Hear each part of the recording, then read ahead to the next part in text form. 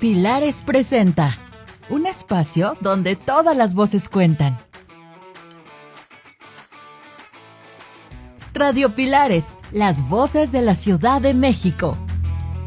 Un proyecto de Pilares en Foco, donde la comunidad es el centro. Talleres gratuitos, cultura, derechos humanos, deporte, porque en Pilares tu voz importa. ¡Comenzamos!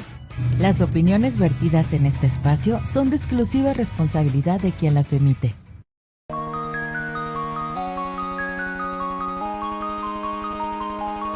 Sintonía. Sintonía.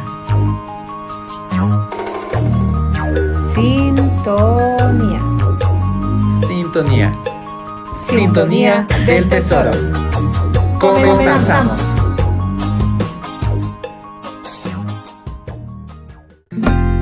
En los años 60, cuando la ciudad parecía terminar, donde el asfalto se volvía fango, un grupo de familias valientes decidió que ahí, en un terreno pantanoso y salitroso, construirían su propio sueño, la colonia Cuchilla del Tesoro. En este programa te invitamos a descubrir la historia de lucha, esperanza y comunidad que dio vida a una de las colonias más emblemáticas de la Gustavo Amadero. Esto es Crónicas Comunitarias. Comenzamos.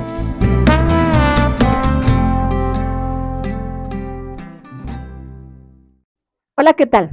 El día de hoy vamos a hablar de un programa nuevo sobre Crónicas de la Cuchilla del Tesoro y tenemos unos invitados de lujo.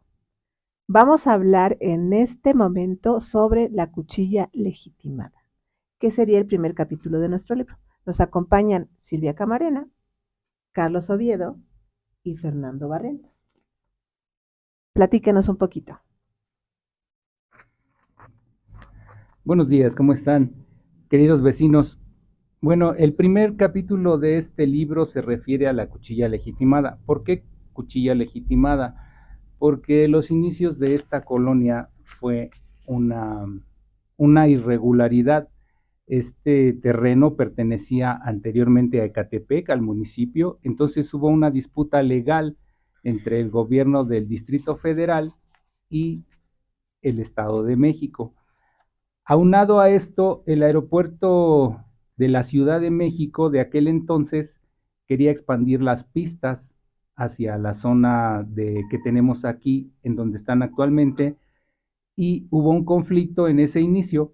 Esto estamos hablando de los años 1963, 1962, cuando llegan vecinos de la colonia Nueva Atzacoalco a poblar irregularmente esta colonia. ¿Cuándo comienza? ¿En qué año? Bueno, habla Carlos Oviedo, servidor. Aproximadamente yo llegué a principios de 1964, contando con 14 años, cuando la cuchilla estaba irregular. Estaba escuchando al amigo Fernando que dice que es de Ecatepec. Yo estoy con la idea de que es de Nesa.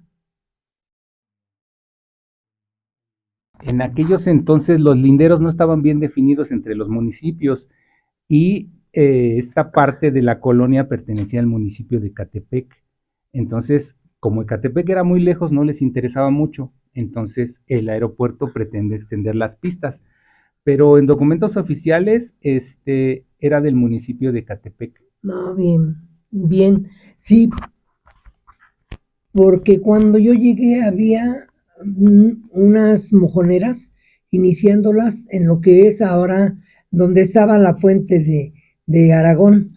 Ahí había en Río Consulado y lo que es en la 608. Ahí iniciaba el Estado de México. Ahí había, pues eran puras parcelas y dentro de la cuchilla, había una mojonera donde termina Aragón, que vienen siendo las 613 y 602. En esa esquina había una mojonera, había un puente y había una mojonera en la que nos indicaba que ahí empezaba el Estado de México, No decía precisamente Nezahualcóyotl, no decía precisamente Catepec, pero sí decía que era el inicio del municipio del Estado de México. Sí, era un municipio del Estado de México y en aquel entonces la mojonera que bien menciona el compañero Carlos estaba en donde estaba la fuente anteriormente. Actualmente está el Metro Oceanía, Río Consulado y la Avenida 608. Entonces ahí había una mojonera. Se dice que esa mojonera fue destruida intencionalmente para poder ampliar los linderos del Distrito Federal. Cuando es destruida, se empiezan a venir a vivir vecinos de otras colonias y era algo muy difícil, según nos cuentan los mayores, porque como era irregular, los granaderos venían, les tiraban sus casas de cartón y los evacuaban, los sacaban de este lugar en donde se querían venir a vivir. Pero en efecto, esa mojonera se llamaba Tlatel de los Barcos. Esa mojonera actualmente está por acá atrás donde se recicla el agua y sigue estando esa mojonera ya con los linderos actuales dividiendo el municipio de Nezahualcóyotl con la Ciudad de México. Había la otra monjonera de la que te hago mención, esa estaba en la 613 y 602. Había un puentecito ahí, había una caseta de vigilancia del Estado de México, de policías del Estado de México. Ahí había otra mojonera. Nosotros cuando llegamos hicimos casas de cartón, de láminas de cartón, y con el mismo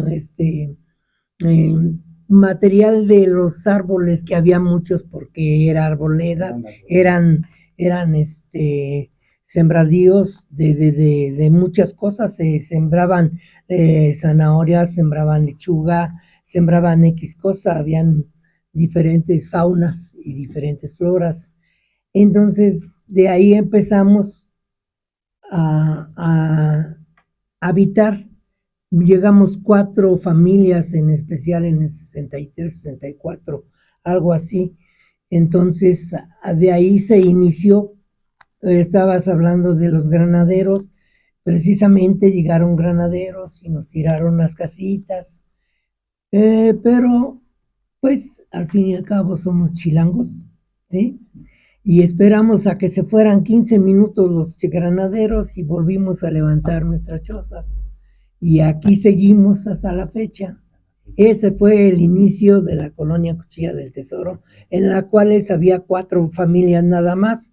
Eran los Gandarilla, Colín, mi tío, que yo no me cuento como propietario en ese tiempo, porque mi tío fue el que me trajo para acá, Daniel Hernández, que era una persona que andaba muy pegada con el profesor Samuel Suárez Yáñez, que era el dueño de una gran parte de la colonia. Era el señor Nieves, era el profesor Samuel Yáñez, y se me va ahorita el nombre. Suárez, Sí, Suárez Yáñez estaba en Nogués, que estaba faltado de la vista, y ellos fueron los fraccionadores. Mi tío fue nombrado en aquel tiempo el secretario general de aquí de la colonia, y él lo dejó por tantos problemas que había. Siempre las inconformidades, a donde vaya uno, siempre van a existir. Entonces, La diferencia de opiniones, claro. En esas palabras, yo les externo el inicio de la colonia, de cuando llegamos los primeros pobladores ahí. Eso fue en los años 60, ¿verdad? Sí. Silvia, platíquenos, ¿cuál ha sido su experiencia? Pues mi mamá le compró al profesor Samuel y venía y pagaba poco a poco, iba pagando su terreno. Nada más tenía como un documento de como compra-venta, pero era pues sencillo. Entonces nosotros, mi mamá empezó a construir Ella sí puso cimientos y levantó paredes, pero ya había casi como problemática, entonces en un cuartito lo techaron de lámina, pero no tenía puerta ni ventana, era un plástico. Y veníamos pues de visita. Entonces ya después pusieron una cama, nada más que había una camita, una mesita, una estufita. Y entonces nos quedábamos ahí, mi mamá y yo, y venía de visita unos 2 sobrinitos. Llegaron los granaderos en la madrugada, queriéndonos sacar, y pues llenos de miedo, ¿no? Claro. Decían, esto es nuevo, esto lo acaban de poner, y salgan, ¿no? Y nos prestaban una perra, era la que, si no hubiera sido por esa perra, se llamaba Java, grandota la perra, pues hubieran entrado a sacarnos, y no pudieron sacarnos. La perra Lo salvó. nos salvó.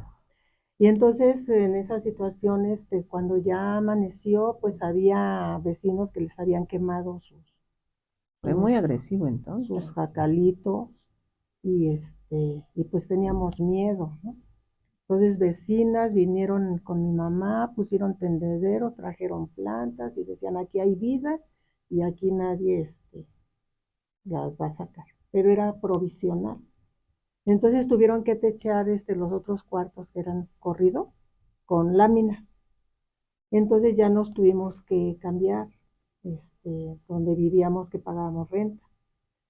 Tuvimos que entrar de madrugada en la mudanza, porque en la entrada de la colonia había granaderos que no permitían la entrada, que porque decían que éramos invasores. Mi mamá decía, yo tengo documentos donde yo ya pagué mi terreno, y había todo ese tipo de situaciones.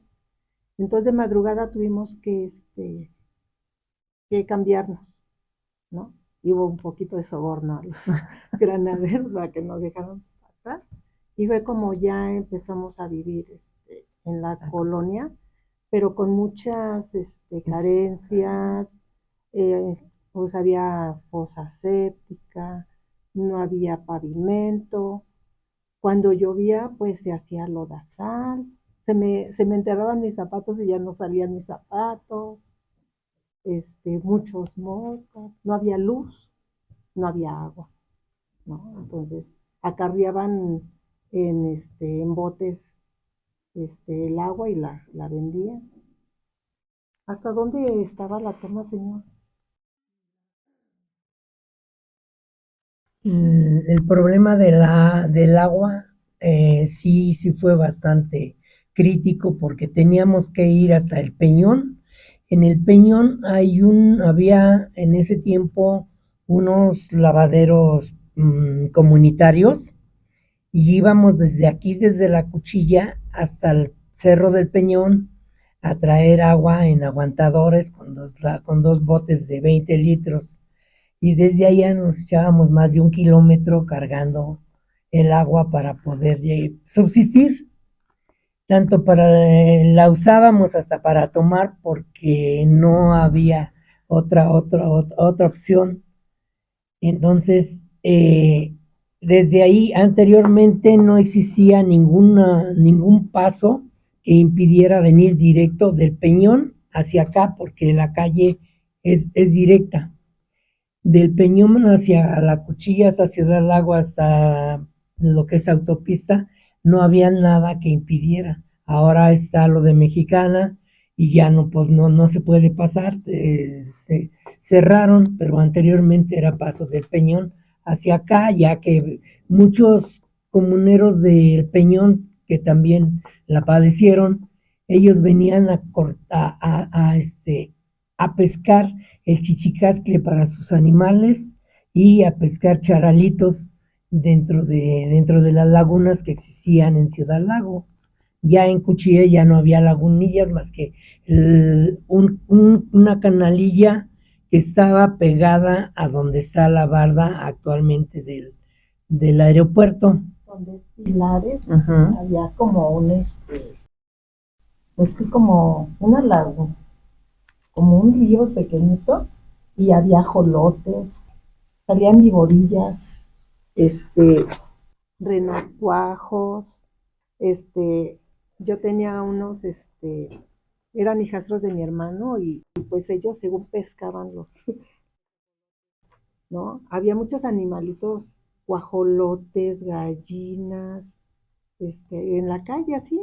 Fauna, ¿no? había mucha fauna, Sí. mucha fauna. Fauna sí había un animalito muy parecido a los gatos que le llamaban onza. Su piel era muy codiciada porque los que andábamos de vaguitos aquí en la colonia nos gustaba ir a capturarlas dentro del aeropuerto porque había nada más una reja de, de Una malla. una malla, Pero había una tantos malla. eran habitantes. Y nos metíamos hacia adentro del aeropuerto a capturar ese tipo de animalitos porque estaban muy cotizados. Nos daban 50 pesos por cada animalito que lleváramos de eso. Nos metían unas mordidas del tamaño del mundo porque sangrábamos, pero pues por buscar los 50 pesos valía la pena, la verdad. Y sí los llevábamos, los vendíamos, por eso les digo que sí había mucha fauna, los topos, había mucho topo, había mucha viborillas, tarántulas, había tarántulas en las piedras, salían las tarántulas sí, y pues estábamos dentro del aeropuerto. El aeropuerto no tenía límite realmente. Lo que lo limitaba actualmente en ese momento ya era la cuchilla. Por eso nos trataron de quitar de aquí donde estábamos nosotros. Claro, para extender el aeropuerto. Sin embargo, en el programa anterior nos habían dicho que estaba a mitad de la pista. Todavía estaban habitando, ¿no? Antes de que se extendiera. Sí, donde después fue un alambrado, había vecinos, donde ellos ¿cómo se dice? Los pasaron yo tengo vecinos que vivían de ese lado, los reacomodaron. Ajá, es lo que estaban comentando. Ajá, los reacomodaron, pero antes también había casas, bueno, Sí, casitas. mucha gente vino y construyó bien en forma, mucha gente que llegó, entre ellos mi suegra, y construyó bien su casa de 2 plantas. Estaba en obra negra en ese tiempo cuando empezaron a quitarlas de nuevo y ya la reubicaron en la avenida Texcoco, pero sí les tiraron todo lo que habían ellos construidos dentro del aeropuerto porque era un peligro para ellos mismos. Claro. Entonces los tuvieron que remover y sí a todos los que estaban después de lo que es ahora la Barda, después de lo que es ahora la Norte, para allá estaba la iglesia inclusive dentro de esa zona y ya la iglesia la mandaron para acá, para la avenida Cuchilla del Tesoro, entre la 2 y la 3. En ese tiempo ya estaba el padre César y eso, esa es la razón por la que el aeropuerto nos movió a la gente que vivía allá. Mi suegra y mi esposa vivieron ahí. Sí, aquí nos han planteado todas las circunstancias que nos llevaron. La urbanización que se fue dando poco a poco, como dicen ustedes, el agua muy lejos ir a traerla. ¿Cuál fue la lucha que tuvieron que hacer para que realmente los tomaran en cuenta y que vinieran todos los servicios? Porque a fin de cuentas todo eso es cuestión del Estado, ¿no? Sí. Meterle su alumbrado público, meter el agua, el drenaje, ¿fue una construcción de la colonia o si hubo apoyo inmediato? Bueno, no hubo un apoyo inmediato porque en aquella época, como bien dice Carlos, no existe el aeropuerto. La avenida Texcoco tiene su nombre y tiene su inicio en el Peñón de los Baños. Atravesaba donde está la aduana. Esa era la avenida Texcoco que sale aquí en la Cuchilla del Tesoro. Apoyo no había porque a ellos les interesaba toda esa franja. La iglesia, como bien dice Carlos, se llamaba San Martín de Porres y estaba donde está la lechería actualmente. ahí estaba y había vecinos que vivían de aquel lado. Lo que a nosotros nos cuentan, yo no lo vi en realidad, es que como tenían carencias de agua, de comida, porque tiendas no había tampoco, había mucho animal, ganado, vaca, pollo, puerco, gallinas, que era precisamente con lo que se alimentaban los primeros habitantes. Tiendas no había. Posteriormente, más bien en esas épocas, también expropian todos los ejidos del Peñón de los Baños y San Juan de Aragón. Cuando empieza la urbanización en el Peñón y en San Juan, es que empiezan a traer agua potable. Pero eso ya es hasta la década de los 70s. El agua potable llega a inicios de la década de los 70s, y como en los pueblitos, en la avenida principal había tomas de agua, había llaves en donde de la casa de los vecinos teníamos que ir, a mí si ya me tocó, tenía uno que ir con su aguantador a hacer la fila para llenar tus cubetas y llevarlos a tu casa. Los servicios fueron lentos. A mí también me tocó, como dice Silvia, los aguaceros en donde si metías tu zapato ya no salía. Entonces a veces los papás tenían que sacarnos cargando para poder salir a la avenida. La colonia de enfrente, la CTM, era una arboleda, entonces estaban incomunicados. Servicios llegaron hasta los 70s. La pavimentación llegó creo que hasta los 80s o 90s. Entonces fue un periodo muy largo en el que cada vecino, cada habitante construía de acuerdo a los recursos que tenía. No hubo un apoyo gubernamental como los que se dan ahora, entonces los primeros habitantes sí sufrieron mucho en ese sentido en cuanto a servicios, a luz, agua, drenaje. Yo tenía por ahí de los 7 años y apenas estaban haciendo las zanjas para meter, ya te estoy hablando de los 70, 73, las zanjas para meter el drenaje. Entonces, fue muy lento. No es como ahora que se construyen las unidades habitacionales y ya te entregan todos los servicios. Fue una lucha titánica para todos los vecinos, los originarios, de poder levantar cada quien un patrimonio para su familia.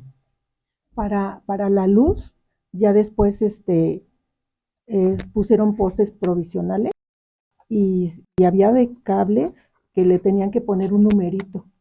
Y entonces cuando de repente que ya se habían jalado el cable, tenían que traer una escalera y empezar a buscar qué numerito era el cable que corresponde a la casa. Pero no era luz, era así luz muy tenue, porque usábamos quinqués.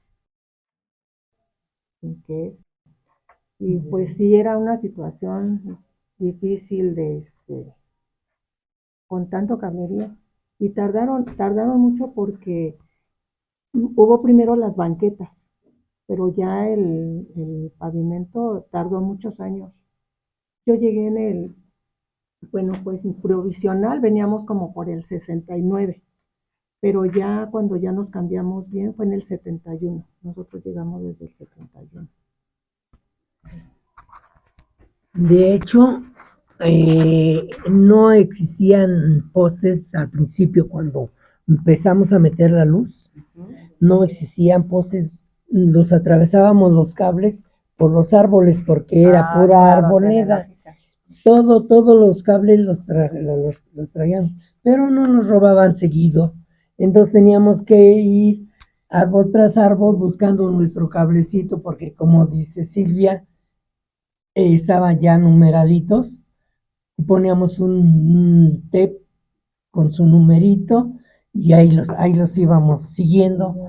Desde aquí me cortaron, me robaron desde... No, era realmente era difícil porque pues no podíamos estar vigilando que no se la llevaban y, como dice Silvia, era la luz muy tenue, no venía con la fuerza suficiente. Sí, pues esa era la razón por la que usábamos el quinqué, los quinqués de aquel tiempo, y pues teníamos que batallar. Sobre la avenida Texcoco no había luz. El único que pasaba era un camión que le decíamos los guajoloteros, porque venía de ahí del centro, pero era la calle de, creo, República de Venezuela, algo así. por ahí por Miscalco. En Santa Julia. No, era el Ese era- Texcoco. ese era posterior. Ese fue posterior a eso.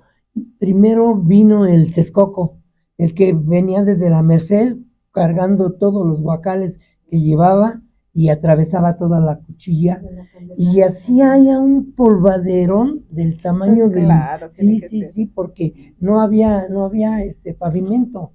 Entonces pasaban, y ahí viene el camión, y ya luego lo iba uno a tomar hasta allá para venirse con el mandado de la semana en el mismo guajolotero. Y eran 2 carriles en ese tiempo, ya posteriormente pues ya empezaron a pavimentar ahí. Y con respecto al pavimento de las calles, nosotros pusimos el efectivo para la mano de obra y el gobierno nos regaló el material. Fue como se pudo pavimentar la colonia. Claro. Ahora, toda esta lucha saludamos al señor Javier. ¿Cómo está, señor Javier? Bienvenido.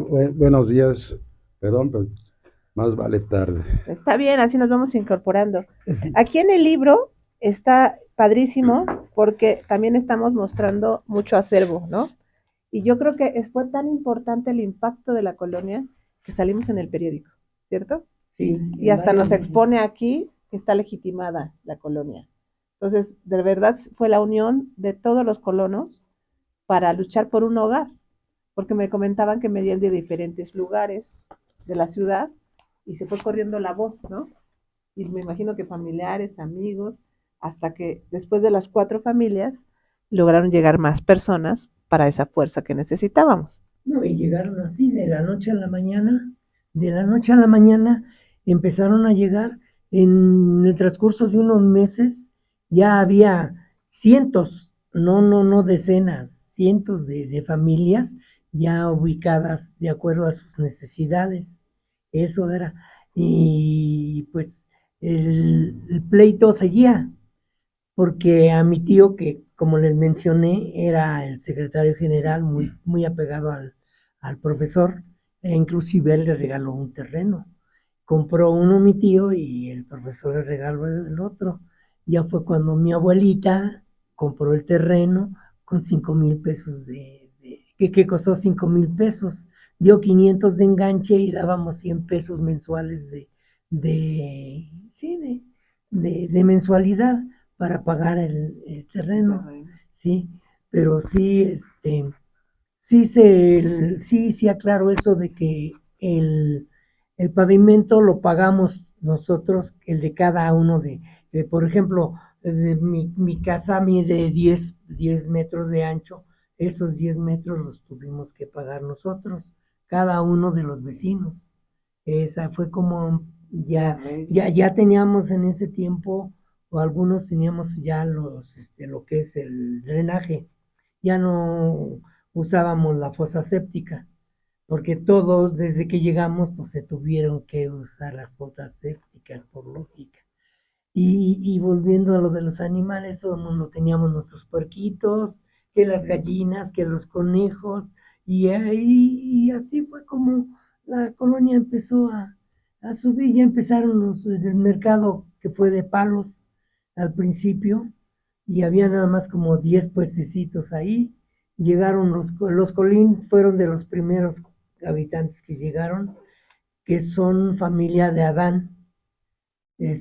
Adán, por cierto, la señora María o Adán se apellidan Colín, pero Colín era otro señor que se trajo a Adán a trabajar con él como chalán, y Adán se quedó como dueño el propietario de todo lo que era la carne aquí. Era el único carnicero que había, estaba en el puesto de palos, y así fue como pues fue. Claro, la constancia y dedicación, ¿no? Y de verdad amar a la colonia. Sí. O sea, se arraigaron, la hicieron propia, obviamente porque estaba la casa, pero más allá de eso, gracias al apoyo de todos, se crea esta comunidad tan importante, ¿no? Donde los vecinos se apoyaban.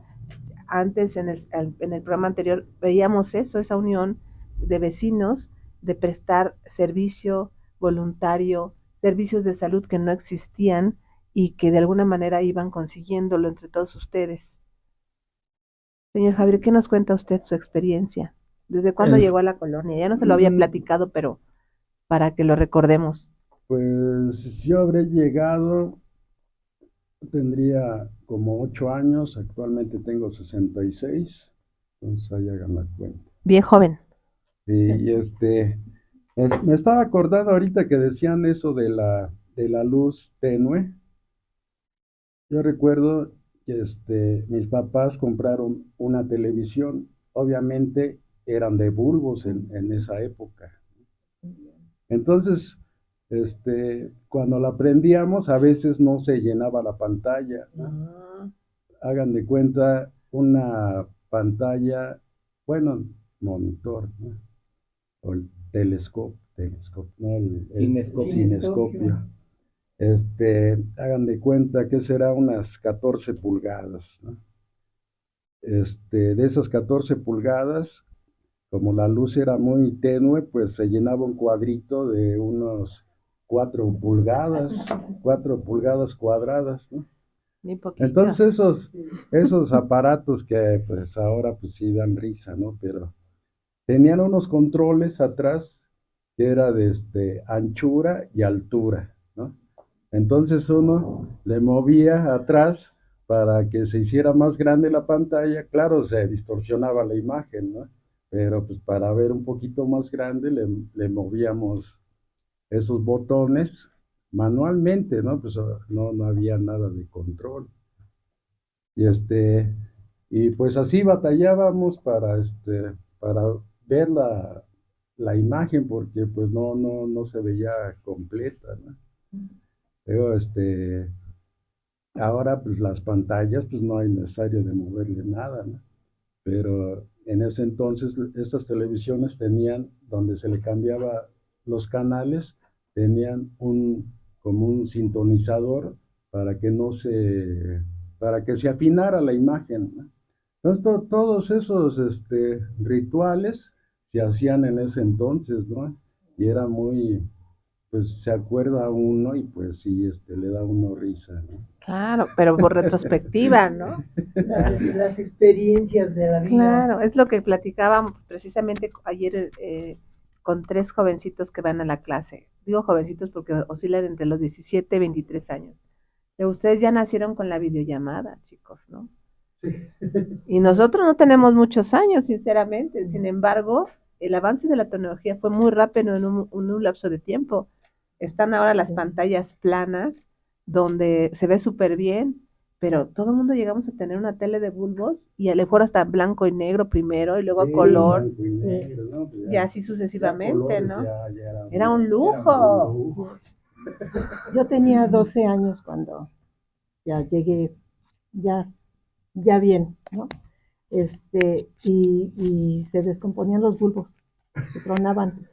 Mi papá se hizo experto en estar arreglando, cambiarle los bulbos, porque se distorsionaba la imagen, ¿no? Sí. Y se hacía grandotas, es decir, se hacían rayitas.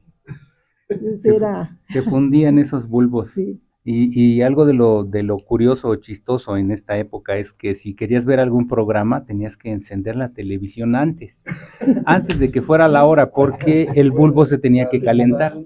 Entonces prende la tele para que se caliente. Y ya veías el reloj antes de que empezara el programa favorito que querías ver o lo que hubiera, porque yo me acuerdo que eran 1 o 2 canales nada más. Claro, el 2, ¿no? No, estaba el 8. El 8. Estaba el 8.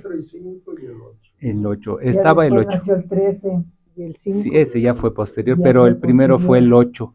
Sí. No había otro canal, no teníamos otra opción como ahora. Que por cierto, ahí nace el Chavo del 8, en ese canal, por eso se llama el Chavo del 8. Sí, en efecto, entonces ya tiene muchos años. Pero sí, yo me acuerdo mucho de eso, de que me decían, a mí era el que me mandaban, ve a prender la tele porque en lo que se calientan los bulbos. Entonces, esas eran de las cuestiones de la tecnología anterior. Para los jóvenes que nos van a sintonizar por acá, sí, son experiencias muy interesantes, ¿no? ¿Cuándo íbamos a pensar en las videollamadas, en que ahora ya nos comunicamos en tiempo real. Las cartas que antes decían, los chiquitos, ahora que tuvieron ustedes la exposición, que también fue muy valiosa, donde trajeron todas las cosas que tenían de antes las máquinas de escribir, ¿no? Planchas, los quinqués que se utilizaban. Mi mamá tenía su plancha que la tenía que calentar en la estufa. Era de metal y para planchar la ponía en la estufa para que se calentara. Eran inalámbricas. Sí.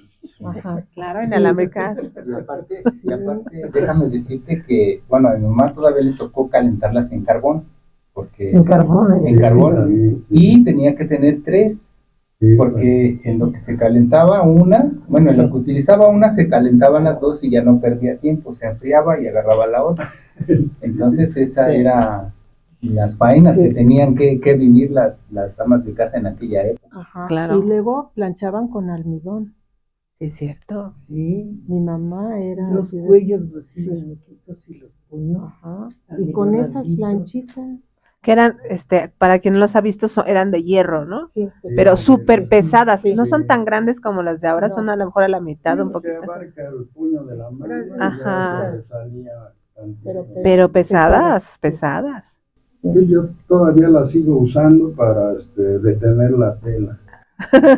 Claro. Porque la todavía uso. hay, todavía Sí, existen sí, por ahí. Sí, yo tengo todavía creo que 2. Ah, pues hay que volver a subir las fotos ahora que Ajá. subamos este Sí. podcast, que nos ¿Quién manden iba a algunas decir fotos. que yo veía las caricaturas de los supersónicos y era algo como inalcanzable, ¿no? Y entonces ahora lo estamos viviendo con las videollamadas. No, es que ahora los chamacos ya traen su chip dentro del cerebro. Esa es la ventaja para ellos. Yo ya tengo como 20 años, como 15 años con el dichoso celular y no acabo de aprenderlo. Y esos niños de 4 o 5 años se la saben de todas. A ver, hija, ¿por qué ves esto? Ay, abuelo, es que esto tienes que agarrarle aquí, así, así, así. Pues me enseña, pero ya no la capto, ya no sube el agua para tambo, la verdad. Nacen con la interfase ya, en la mente, ¿no? Sí, no, sí. ¿Qué más? ¿Qué más? ¿Qué más ¿Qué quieres más? que te contemos? No, pues aquí hay tantas historias Hay bonitas, ¿no? tantas anécdotas hermosas de todo lo que fue la cuchilla. Cuando nació el mercado, ya que ya lo iban a hacer en forma, hasta pleitos hubo, cada quien quería su local y así por el estilo. La iglesia, cuando la iglesia ya no la pasaron para este lado, andábamos hasta recolectando en las calles para pues, poder hacer una iglesia más digna de acuerdo a lo que vivíamos. El padre, pues era el padre César, no se me olvida, fue el primer sacerdote que tuvimos aquí en la cuchilla. Entonces todas esas anécdotas fueron muy, muy, muy bonitas, muy experimentales para nosotros. Lo que aprendemos ya los que ya tenemos algunos ayeres. Poquitos. Nada más Creo que fue Juan González el que vino a inaugurar el mercado, ¿no? Sí, el padre César era muy alegre.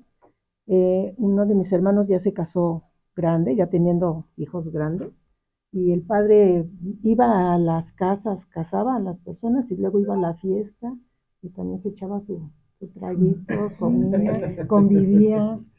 Sí, es un ser humano, son ¿no? seres humanos. Sí, normales. pero era muy alegre. Muy ambientoso. Sí.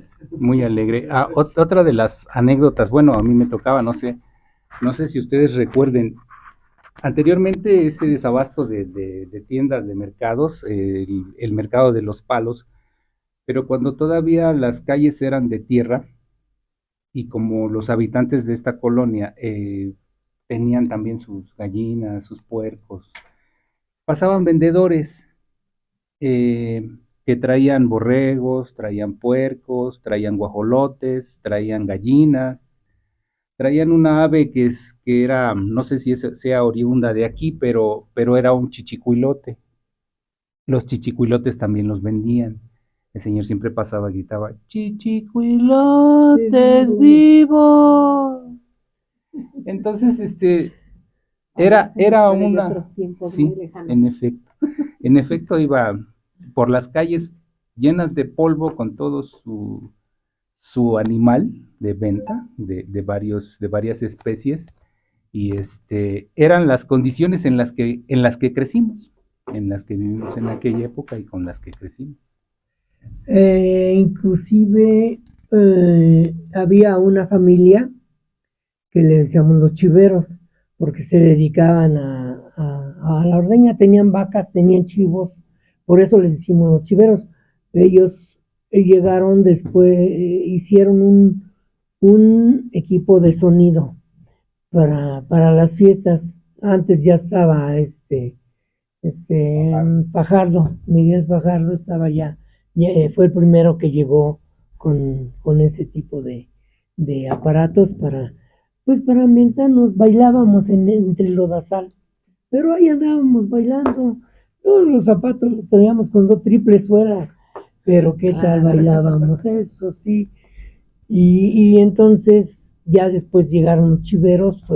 Aquí en la Cuchilla había establos más o menos a la altura de la iglesia. Serían unos 6 calles aproximadamente. Por ahí vivían los chiveros, que fueron los que también trajeron su sonido, y vendían leche, y o sea, había de fauna, hubo mucha fauna. Muchos, entre ellos nosotros, criábamos puercos y se los vendíamos a Dan. Claro, para sí, la carnicería. Sí, exactamente. Entonces, pues esos a grandes rasgos, lo que era la fauna y lo que habitaban. Al principio de la colonia. Sí. Y son cosas muy bonitas. La urbanización siempre hace los cambios y la evolución, ¿no? Me habían comentado que la iglesia estaba en un lado, luego la trasladaron a otro, y conforme se fue acomodando, sobre todo por esta lucha que tuvieron, de que cambiaron las fracciones y que aparecían 2, 3 dueños, y tuvieron que luchar por su pedazo de tierra que habían comprado. Todos esos detalles y circunstancias probablemente atrasaron la urbanización por parte del Estado, ¿no? En lo que estaban decidiendo qué estaba pasando con la colonia. Y lo importante fue eso, lo que hemos platicado, ¿no? Que la unión de la colonia, la comunidad que hace la fuerza, es la que precisamente puede proveer y de cuidarse a sí mismo. Yo creo que la importancia de este libro para todas las generaciones de aquí de Cuchilla del Tesoro es un ejemplo de apoyo y dedicación y de lucharlo por lo que uno quiere. Ahora ya todo el mundo está inmerso en redes sociales, y porque es como el boom, ¿no? Sin embargo, regresar a lo que somos y de donde venimos es básico para encontrar la identidad que tenemos que mantener como colonia, ¿cierto? Exactamente, siempre buscar la identidad, no perder la identidad, porque la identidad fue un factor fundamental en cada uno de nosotros. Claro, gracias a eso se hizo la asociación de colonos, que no sé si todavía sea vigente, más o menos, o surgieron nuevas asociaciones para protección de la colonia. Y aquí en el libro nos van platicando cómo aparecía la primera clínica o los servicios de los domingos, ¿no? Como los que ahora hacemos las casas de cultura, los centros educativos, tenían su doctor los domingos, tenían corte de cabello, pero también yo creo que las habilidades que tenían algunos vecinos las aportaban. No sé si había un ingreso al respecto y les daban algo, o era voluntariado y llegaban y se cortaban el cabello, o de eso también se hacía como una especie de fiesta, ¿no? Sí, era Platícanos, como Silvia. voluntariado, porque Sí. pues yo era niña y después venían médicos Las jornadas de salud. Sí, las jornadas de salud llegaban, que así una clínica pues no había. Todavía no. Y también quiero comentar, cuando yo iba a la secundaria, pues tomaba el camión, el Santa Julia. Yo iba hasta Sastrería y Canal de Norte, porque es ahora Congreso de la Unión. Bastante lejitos. Ajá. Entonces mi mamá me subía al camión con un trapito, porque como todos llevaban sus zapatos llenos de lodo, iba lleno el camión, pues me pisaban o los tenis o los zapatos. Entonces llegaba yo a la escuela y que con el trapito. Había veces que no me querían dejar entrar porque llevaba los zapatos sucios. Yo lloraba porque decía, pero es que yo vengo de lodo. Claro. Traigo mi trapito. Sí, la secundaria 5, sí. Y entonces sí era así como mucho sufrimiento. Y cae tal la hora que ya llegan con los pelos pintados a la secundaria y no pasa nada. Cómo culturalmente vamos cambiando, ¿no? Bueno, no sé si quieran aportar algo más, alguna anécdota del inicio de cuando legitimaron la colonia. Ustedes eran unos pequeñuelos, ¿no? Hasta la fecha. Sin embargo, siempre esto es bien interesante, la perspectiva de uno, porque una cosa son las cuestiones legales y todo lo que se estaba haciendo administrativamente para poder hacer que la colonia se estuviera constituida y pasara a la Ciudad de México, que fue lo que habíamos platicado en el programa anterior, ¿no? Todos esos trámites y todas esas situaciones. Yo creo que los fraccionadores fueron una pieza muy importante porque pues ellos fueron, yo creo, los que lucharon porque se hiciera que fuera, antes era Distrito Federal, ¿no? Porque antes era Distrito Federal o Estado de México. Las últimas calles quedaron como Estado de México. Creo que es la 15 y 16. Ajá, esas sí las tomaron de allá, pero todo lo demás quedó como distrito. Pero yo creo que el apoyo más que nada fue de ellos.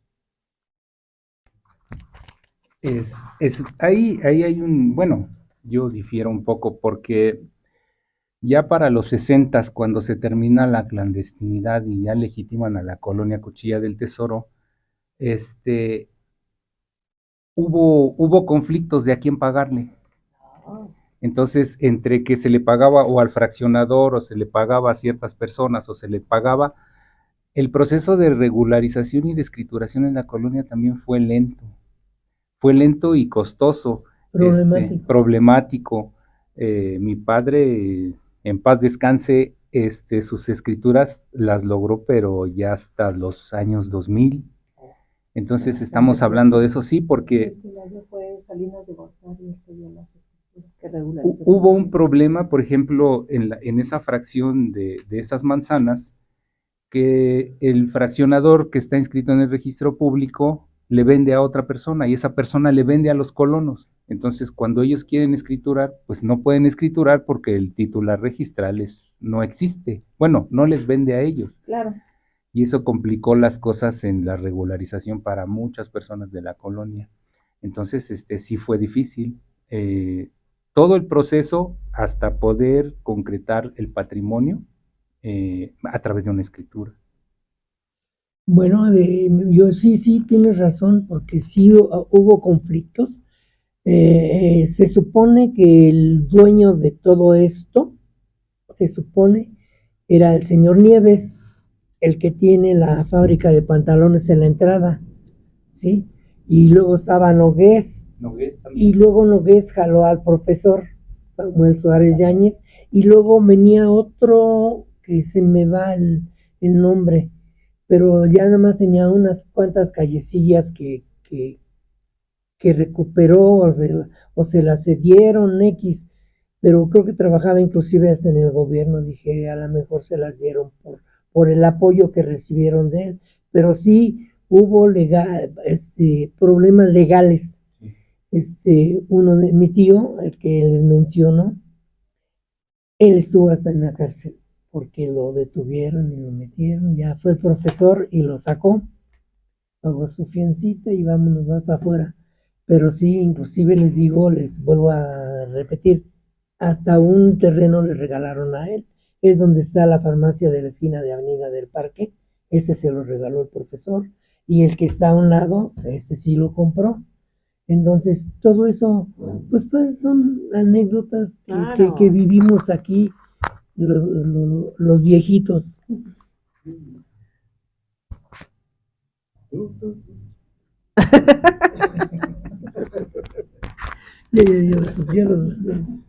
Bueno, pues todas estas pláticas son tan interesantes y tan enriquecedoras. Yo creo que por hoy lo vamos a mantener así para ver el siguiente tema. Y por favor, es bien importante que los que nos van a escuchar, los que nos van a ver, los invitamos la otra vez que hicieran comentarios en nuestras redes de qué quieren escuchar. Si tienen alguna anécdota que puedan aportar, eso estaría fantástico, porque recordar es vivir, y no me cansaré de decirlo, recordar es vivir. Y siempre les digo, yo tengo un pequeñito, ¿no? Y siempre me dice, últimamente me he estado diciendo, gracias a que está leyendo el libro, mamá, llévame al pedacito que quede del lago de Texcoco, agarrar renacuajos, ¿no? O sea, son añoranzas que los niños quieren vivir también porque se oye muy interesante. Y entonces, pues hay que seguir fomentando toda esta comunicación, que no se olvide lo que vivimos, que no se olvide la lucha que hemos hecho todos los días en cotidianidad, ¿no? Para que, pues, como dijimos, mantener nuestra identidad y nuestra unión Sí, no, como y sí, comunidad. eso que dice el niño, sí existió aquí. Claro, Había pues aquí lo canales, leímos. había canaletas, y íbamos de aquí, yo estaba, que tendría 14 años cuando llegué aquí, íbamos, según nosotros, a nadar. Veníamos como chocolates, pero en serio, nos aventábamos ahí, nos sentíamos Johnny y Wes Miller, y ya llegábamos a casa, y Yura, ¿qué te pasó? Pues veníamos como chocolates, la verdad. Fueron anécdotas preciosas. Es más, hasta vacas muertas había en esos canales de los mismos ejidatarios. Claro. Nos traíamos, éramos unos bandidos, nos traíamos las lechugas, las zanahorias, de ellos, pues ellos eran los que eran, sí, ¿no? Y llegábamos y hacíamos unas ensaladotas, pero de aquellas. La colonia era muy proletaria, Claro. demasiado. Vivíamos paupérrimamente, muchos años vivimos paupérrimamente en esta colonia, pero gracias a Dios ahorita estamos en las nubes. Perfecto. Entonces, por lo pronto nos vamos despidiendo, por favor, para cerrar el programa. Algo con lo que quieran cerrar. Bueno, yo les doy las gracias a Liliana, a Dani, a los compañeros, y les quiero hacer la invitación a todos aquellos que tengan a sus familiares mayores que sean originarios de la colonia, que quieran compartir sus experiencias, que quieran compartir anécdotas, que quieran compartir alguna crónica o leyenda, porque dentro de la colonia hay muchas leyendas. Entonces, los invitamos a que participen en este programa y les doy las gracias. Pues sí, primeramente dar las gracias a la maestra Liliana, al maestro Dani, que ya pronto va a salir a cámara. Sí, invitarlos para que se unan y van a ver qué bonita comunidad se hace. Hemos conocido personas que, por ejemplo, yo soy de Oriente 7, personas de Ponientes que pues de alguna otra manera no hubiera conocido, y pues fue muy grato conocerlos. Entonces, ojalá y se puedan integrar y compartir sus historias, sus experiencias, y van a ver qué padre se la van a pasar. Bueno, pues muchas gracias por su atención. Nos pasamos un rato muy ameno, recordando todas las experiencias que pasamos por esta colonia, que todavía nos falta mucho por contar.